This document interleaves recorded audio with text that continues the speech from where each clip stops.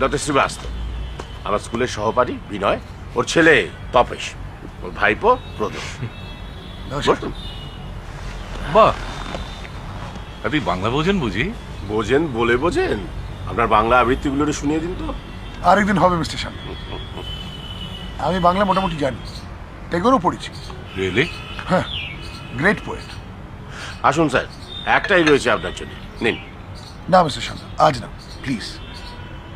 কি ব্যাপার ডক্টর শ্রীবাস্তব, আজকের আপনার কিছু ইয়ে লাগছে? কোনো কঠিন কেস টেস দেখে এলেন নাকি? নট রিয়েলি মিস্টার শান্ত। আসলে কি জানেন, কাল রাত্রে আমার বাড়িতে ডাকু এলো। ডাকু? আপনি ওই আংটির ব্যাপারটা তো জানেন? মানে পিয়ারিলালের আংটি? হ্যাঁ। সেটা কি চুরি গেল নাকি? নো নো নো, কিন্তু আমার বিশ্বাস কি জানেন, চোর ওই আংটি চুরি করতেই বাড়িতে এলো। এই কি আংটি? পিয়ারিলাল শেঠ ছিলেন লখনৌয়ের একজন নামকরা ধনী ব্যবসায়ী। তার ছেলে মহাবীরের যখন 12 কি 13 বছর বয়স, তখন তার একটা কঠিন হাড়ের ব্যামো হয়। শ্রীবাস্তব তাকে ভালো করে দেন।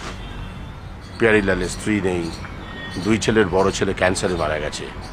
কাজেই বুঝতেই পারছিস, সবেতন নীলমণিটিকে মৃত্যুর দরজা থেকে ফিরিয়ে আনার জন্যে পিয়ারিলালের শ্রীবাস্তবের ওপর এক গভীর কৃতজ্ঞতা জন্মায়।